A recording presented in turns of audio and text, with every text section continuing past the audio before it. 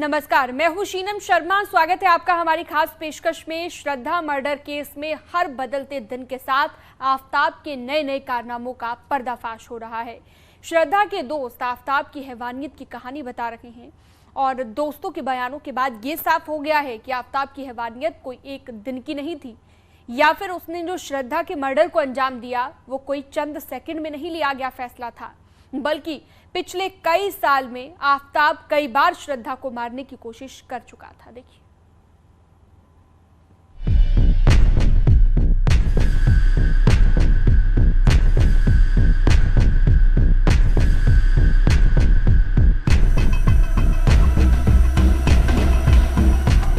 आफताब के हर गुनाह की गवाही अब हर गुनाह होगा बेनकाब। पहले दोस्ती, फिर इश्क,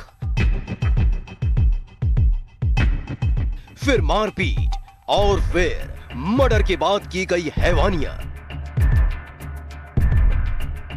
अपनी गर्लफ्रेंड की हत्या के आरोपी आफताब की हैवानियत की फहरिस्त हर बदलते दिन के साथ लंबी होती जा रही है। भले ही पुलिस अभी श्रद्धा के शव के टुकड़ों को खोजने में लगी हो, लेकिन श्रद्धा के दोस्तों ने आफताब के एक अपराध का कच्चा चिट्ठा खोल कर रख दिया है। श्रद्धा के जितने भी दोस्त अभी तक सामने आए हैं, हर कोई खूनी इश्क की जो कहानी बता रहा है, उसमें एक चीज है जो सबकी बातों से पता चल रही है, और वो है श्रद्धा के साथ मारपीट। वो हैवानियत जो श्रद्धा से हर रोज होती थी। श्रद्धा के जो दोस्त आज दावा कर रहे हैं, उन्हें सुनने के बाद हर किसी को यकीन नहीं हो पा रहा है कि जो शख्स श्रद्धा को प्यार करता था वही उसके साथ ऐसा कर देगा। श्रद्धा के दोस्तों ने खोले राज। आफताब की हैवानियत बेपर्दा।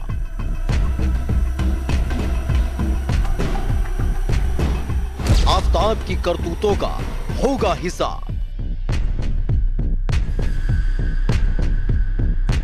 श्रद्धा के दोस्तों से अब पुलिस पूछताछ में लगी है, ताकि इश्क के नाम पर श्रद्धा से किए गए फरेब से पर्दा उठा सके। शनिवार को श्रद्धा के पूर्व मैनेजर से लेकर उसके दोस्तों तक कई लोगों से पूछताछ हुई। श्रद्धा के दोस्त गॉडविन से दिल्ली पुलिस ने करीब 6 घंटे तक पूछताछ की। पूछताछ के बाद गॉडविन ने बताया कि दिसंबर 2020 में आफताब ने न सिर्फ श्रद्धा के साथ मारपीट की थी, बल्कि उसका गला भी दबाने की कोशिश की थी। वो किसी तरह आफताब से बचकर उनके यहाँ तक पहुंची थी। गॉडविन ने पुलिस को लिखित में अपना बयान दर्ज करवाया है। गॉडविन ने ये दावा किया है कि वो श्रद्धा का कभी दोस्त नहीं था। श्रद्धा जिस कंपनी में काम करती थी उसमें उसका बड़ा भाई काम करता था। बड़े भाई के कहने पर ही उसने श्रद्धा की मदद की थी। श्रद्धा को पहले तुलिंज पुलिस स्टेशन ले जाकर एनसीआर दर्ज करवाई थी, उसके बाद उसे अस्पताल में भर्ती कराया था।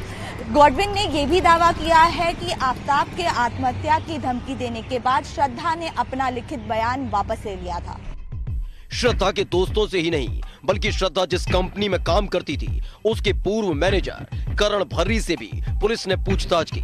करण की माने तो ठाणे की एक कंपनी में 8 से 9 महीने श्रद्धा ने काम किया था। करण ने पुलिस को बताया कि नवंबर 2020 में पहली बार श्रद्धा ने घरेलू हिंसा का जिक्र किया, और उसने एक मुझे फोटो भी भेजी थी जहां उसकी दाहिनी आंख के पास एक बुरा नीला निशान हो गया था, क्योंकि आफताब ने उसे बुरी तरह से मुक्का मारा था। करण ने पुलिस को पूरी जानकारी दी है। वो उसके साथ में हाथापाई हुई थी नवंबर में, फर्स्ट टाइम में वो श्रद्धा ने रिपोर्ट किया था। बस वही डिटेल मैंने। उसके बाद क्या किया जब आपको मालूम पड़ा? तब मैंने उसकी हेल्प की थी, मेरे फ्रेंड के थ्रू यहाँ पे पुलिस स्टेशन उसको भेजा गया था और हॉस्पिटलाइज। गॉडविन और करण भर्री के साथ ही पुलिस ने श्रद्धा की दोस्त शिवानी महाते और राहुल से भी पूछताछ की। हालांकि दोनों ने ही पूछताछ में कुछ भी बोलने से इनकार कर दिया। पुलिस ने अभी सिर्फ 4 लोगों से ही पूछताछ की है, लेकिन न्यूज 18 के पास श्रद्धा के दोस्तों की जो लिस्ट है वो काफी लंबी है। सबसे पहले न्यूज 18 के पास आए श्रद्धा के दोस्त रजत को सुनिए। रजत ने आफताब के जो राज फाश किए वो बेहद खौफनाक थे। करीबी दोस्त, बचपन का एक दोस्त था, उसको बताया था कि वो उसे रेस्क्यू करे, उसको जल्दी से अपने साथ ले जाए, नहीं तो फिर उस रात आफ्ताब इतना वॉयलेंट हो सकता है कि वो उसे कत्ल कर दे। तो ये एक बार सुनने में आया था। रजत ने यहां तक दावा किया कि आफ्ताब बेहद शातिर शख्स है जो हमेशा शांत दिखता है, लेकिन अपने जहन में चल रहे प्लान को किसी को पता नहीं लगने देता था। अब से मिले थे और आफ्ताब एक पोकर फेस की तरह था, मतलब उसको देखकर आप बिल्कुल अंदेशा नहीं कर सकते कि ये इंसान वाकई में है कौन। जो इंसान एक्सप्रेसिव होता है, आप उसके हाव भाव, उसकी बातों से जान सकते हैं कि वो कैसा व्यक्तित्व है, लेकिन जो इंसान रिजर्व्ड है, जो छुपा रहा है कुछ बातें, तो उसके अंदर क्या है वो शायद आप नहीं झांक के पता कर सकते। इतनी क्रूर वारदात को अंजाम देने के बाद आफ्ताब ने पुलिस को जो वेब सीरीज वाली थ्योरी बताई, वो भी श्रद्धा के दोस्त के गले नहीं उतर रही है। रजत इसे सिर्फ केस को बरगलाने और खुद को बचाने की साजिश मानता है। बकवास सी कहानी बताई जा रही है। ये मेरे ख्याल से कहीं वाइट वॉशिंग किया जा रहा है आफ्ताब के इमेज का, या उसको एंगल जोड़ा जा रहा है, एक अलग तरीके से गुमराह किया जा रहा है मेरे ख्याल से सभी लोगों को। ये हो ही नहीं सकता, मुमकिन ही नहीं है। हम बच्चे थोड़ी जो हम कोई सीरीज देखेंगे, हम इतना इन्फ्लुएंस हो जाएंगे कि हम किसी को मार देंगे, उसके टुकड़े कर देंगे। ये बिल्कुल इम्पॉसिबल लगता है। श्रद्धा से जो हैवानियत आफ्ताब कर रहा था, उसके बारे में श्रद्धा ने अपने हर दोस्त को बताया था, फिर चाहे वो श्रद्धा के दोस्त लक्ष्मण नाडर हो या फिर राहुल राय। राहुल राय ने तो यहां तक दावा किया कि श्रद्धा ने आफ्ताब से अपनी जान को खतरा बताया था। साथ ही श्रद्धा ने आफ्ताब के दूसरी लड़कियों से रिश्तों के बारे में उसे बताया था। इतना ही नहीं, आफ्ताब ने उसे घर में बंद रखा था। मुझे व्हाट्सएप पे ऐसा मैसेज करके बोला कि प्लीज यहाँ मेरे घर पे आ जा, मुझे बाहर लेके जा, अगर आज रात को मैं इसके साथ घर पे रही तो ये मुझे मार डालेगा। ऐसा भी झगड़ा हुआ है उनके बीच में, और हम दोस्तों ने मिलके उसको उसके घर से उस दिन बाहर भी निकाला था और आफ्ताब को वार्निंग भी दी थी। मुझे जान से मार देगा वैसा बोलने लगी। एक्चुअली मुझे डर है, इतने 3 से 4 बार मुझे मतलब मारा, मुझे गला दबाने की कोशिश किया, और मुझे ये डर है मुझे मार के भी ये मेरे को घर में बंद रखता है। उसका एफआईआर भी है उसके अंदर वो घूमता है, 2-3 लड़कियों कॉन्टेक्ट में भी रहता है, मेरे को घर के अंदर मारते रहता है। आफ्ताब की हैवानियत की कहानी सिर्फ उसके दोस्त ही बयां नहीं कर रहे, बल्कि दिसंबर 2020 में श्रद्धा का इलाज करने वाले डॉक्टर शिव प्रसाद शिंदे ने भी इसकी गवाही दी। न्यूज़ 18 से बात करते हुए डॉक्टर शिंदे ने बताया कि अस्पताल में भर्ती होते समय श्रद्धा ने गले और पीठ में दर्द की शिकायत की थी, जिसमें एक फोटो भी सामने आई है। श्रद्धा यहाँ पे गर्दन का दर्द और पीठ का दर्द लेके आई थी, जिसकी वजह से उसको उसके मूवमेंट्स करने में, चलने में, उठने बैठने में और गर्दन का मूवमेंट करने में मुश्किल हो रही थी। वो सीवियर पेन था, इसलिए वो एडमिशन के लिए आई थी। श्रद्धा अपने साथ हुए जुल्म को किसी को पता न दे, इसके लिए दिसंबर 2020 में जब श्रद्धा अस्पताल में भर्ती हुई थी, तब भी आफ्ताब साए की तरह उसके साथ रहा था। दोस्तों की गवाही श्रद्धा केस में अहम कड़ी साबित हो सकती है, लिहाजा पुलिस भी अब दोस्तों के बयान दर्ज कर रही है ताकि श्रद्धा के असली गुनहगार को सजा दिलाई जा सके।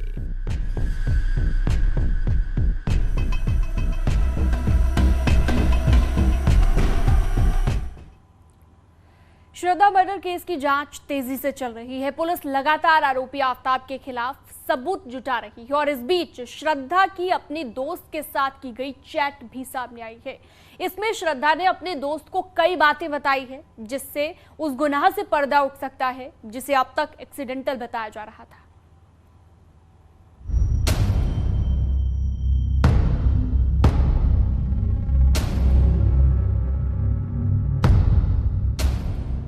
श्रद्धा के चैट में आफ्ताब के गुनाहों की गवाही,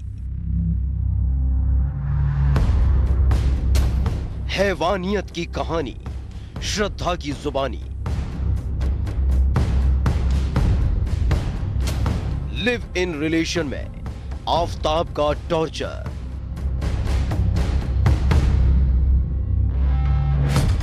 श्रद्धा की जो दुनिया थी उसमें उसे जानने वाले एक खुश मिजाज और बिंदास श्रद्धा को जानते थे।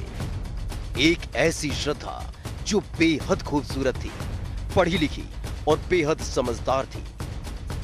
लेकिन कम ही लोग इस मुस्कुराहट के पीछे का सच जानते थे, वो काला सच, वो श्रद्धा की मौत के बाद पूरी दुनिया के सामने आया है। ये श्रद्धा के व्हाट्सएप चैट का स्क्रीनशॉट है।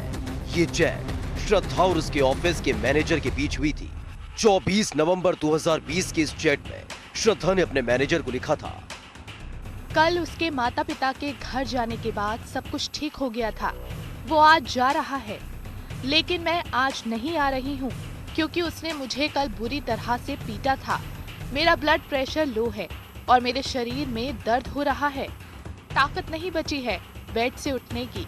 मैं ये तसल्ली करना चाहती हूँ कि वो मेरे घर से चला जाए। मैं माफी चाहती हूँ कि मेरी वजह से काम में रुकावट आई। यह वो का मतलब आफताब है और ये चैट बताती है कि आफताब श्रद्धा की इस हद तक पिटाई करता था कि श्रद्धा बेसुध हो जाती थी। ऐसी ही पिटाई के बाद की तस्वीर भी सामने आई है, जिसमें श्रद्धा के चेहरे पर चोट के कई निशान दिख रहे हैं। 2 साल पहले हुई इस पिटाई के बाद श्रद्धा की हालत इतनी बिगड़ गई थी कि उसे वसई के एक अस्पताल में भर्ती तक कराना पड़ा था। न्यूज़ 18 इंडिया की टीम ने जब श्रद्धा का इलाज करने वाले डॉक्टर से भी बात की, उन्होंने क्या कहा वो सुनिए। और पीठ का दर्द लेके आई थी, जिसकी वजह से उसको उसके मूवमेंट्स करने में, चलने में, उठने बैठने में और गर्दन का मूवमेंट करने में मुश्किल हो रही थी। सीवियर पेन था, इसलिए वो एडमिशन के लिए आई थी। श्रद्धा की इस तस्वीर में उसके चेहरे पर आफताब की दरिंदगी के निशान नजर आ रहे हैं। इस तस्वीर में श्रद्धा की नाक, दाहिने कान और गर्दन के नीचे चोट के निशान दिख रहे हैं। श्रद्धा के जो दोस्त उसे करीब से जानते थे, वो भी श्रद्धा की इस कहानी से वाकिफ थे। एक बार ऐसा भी झगड़ा हुआ था जब उसने मुझे व्हाट्सएप पे ऐसा मैसेज करके बोला कि प्लीज़ यहाँ मेरे घर पे आ जा, मुझे बाहर लेके जा, अगर आज रात को मैं इसके साथ घर पे रही तो ये मुझे मार डालेगा। ऐसा भी झगड़ा हुआ है उनके बीच में और हम दोस्तों ने मिलके उसको उसके घर से उस दिन बाहर भी निकाला था और आफताब को वार्निंग भी दी थी कि हम पुलिस के पास जाने वाले हैं। बट उस टाइम पे श्रद्धा के कमिटमेंट्स को या फिर उसके जो बातें थी उसको रिस्पेक्ट करते हुए हमने बोल दिया कि इसको हम पुलिस में नहीं कर रहे, बिकॉज उसने मना किया। श्रद्धा के दोस्तों की माने तो हर बार उसके दोस्त उसे आफताब से अलग हो जाने की सलाह देते थे, आफताब से रिश्ता तोड़ लेने को कहते थे, लेकिन श्रद्धा आफताब का हर टॉर्चर सहने के बावजूद उससे अलग नहीं हुई। ये वाकया जो किया है उसने बहुत बुरा किया है, उसकी सजा तो उसको ऐसे ही होनी चाहिए, कम से कम फांसी दिलाए। कई बार श्रद्धा यही समझती रही कि आफताब हाइपरटेंशन की वजह से उस पर हाथ उठाता है। आफताब के हाइपरटेंशन के इलाज के लिए उसने डॉक्टर से भी संपर्क किया था। उनको कुछ सेडेटिव पिल्स की जरूरत हो रही है, थोड़ा सा साइकोलॉजिकल डिस्टर्बेंस चल रहा है फैमिली के अंदर, थोड़ा सा फाइनेंशियल क्रंच चल रहा है फैमिली के अंदर। तो I thought that's very common because Covid था और लॉकडाउन हो रखा था, तो I think financial crunch was very common that time. And simultaneously बता रहे थे कि उनके जो पार्टनर है वो थोड़े एग्रेसिव है, थोड़ा से गुस्सैल है, उनके नेचर पे थोड़ा सा बदलाव आया है। तो आई थॉट कि ये कोविड का टाइम है, कामकाज नहीं है घर पे, तो आदमी घर बैठे बैठे गुस्सा हो ही जाता है और थोड़ा नेचर में बदलाव आ ही जाता है। तो that's very common date those days. But अभी समझ में आ रहा है कि उनका नेचर ही आई थिंक कुछ अलग था। महाराष्ट्र के वसई में श्रद्धा और आफताब जिस फ्लैट में लिव इन रिलेशन में रहते थे, वहां वो खुद को पति पत्नी बताते थे। वहां जब आफताब और श्रद्धा के बीच लड़ाइयां होती थी तब पड़ोसी यही समझते थे कि ये पति पत्नी के बीच का झगड़ा है, लेकिन यही झगड़ा बढ़ता चला गया और जब ये कपल दिल्ली पहुंचा तो ऐसे ही झगड़े के बाद आफताब ने श्रद्धा की जान ले ली।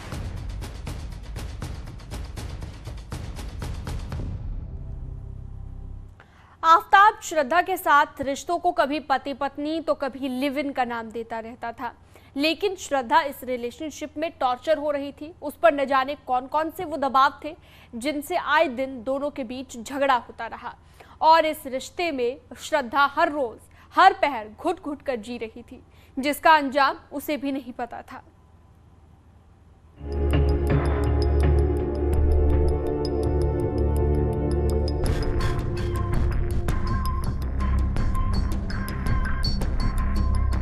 श्रद्धा के दोस्तों ने खोले आफताब के राज, जुड़ रही हैं गुनाहों की कड़ियां। आफ्ताब ने श्रद्धा के साथ अपने रिश्ते को कभी पति पत्नी का नाम नहीं दिया तो कभी लिव इन रिलेशनशिप का। लेकिन श्रद्धा और आफ्ताब को करीब से जानने वाले उसके दोस्त इस बात से अच्छी तरह से वाकिफ थे कि इस रिश्ते में श्रद्धा किस तरह हर रोज हर पहर कैसे घुट घुट कर जी रही थी।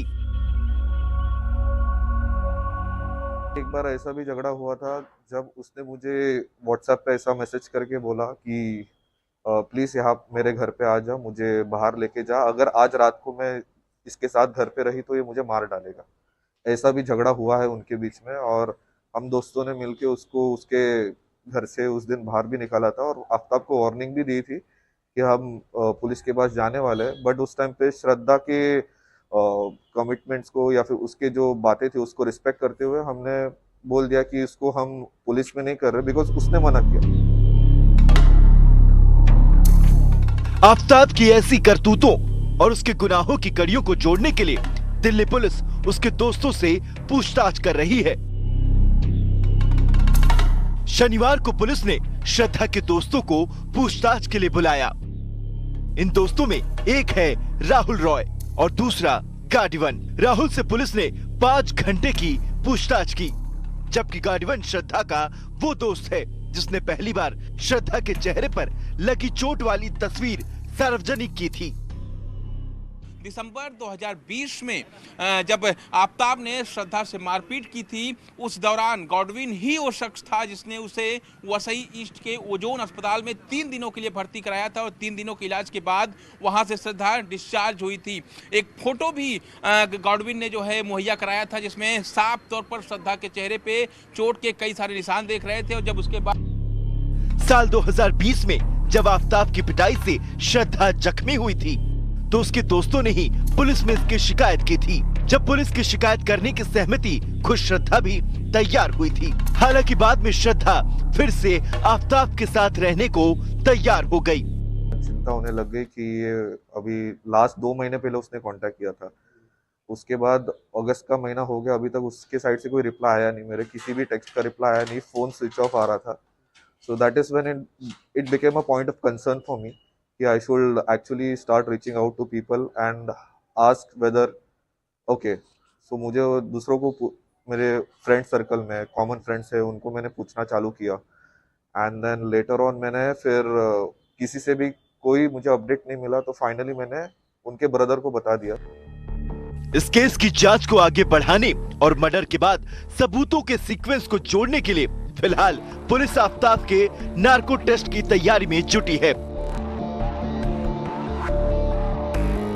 नार्को टेस्ट को लेकर यह भी समझना जरूरी है कि नार्को टेस्ट में पुलिस को आफ्ताब के किन 5 सवालों के जवाब मिल सकते हैं जो इस केस को क्रैक करने में मददगार साबित होंगे। सवाल नंबर 1, श्रद्धा का मर्डर क्यों हुआ? सवाल नंबर 2, श्रद्धा का मर्डर कैसे हुआ? सवाल नंबर 3, श्रद्धा के शव के टुकड़ों को कहां-कहां ठिकाने लगाया? सवाल नंबर 4, मर्डर वेपन और अन्य सबूत कहां हैं? सवाल नंबर 5, हत्या में और कौन-कौन लोग शामिल हैं? मतलब जांच की सुई अब नार्को टेस्ट पर आकर ठहर गई है, क्योंकि आफ्ताब जिस तरह से बार-बार अपने बयानों को बदल रहा है।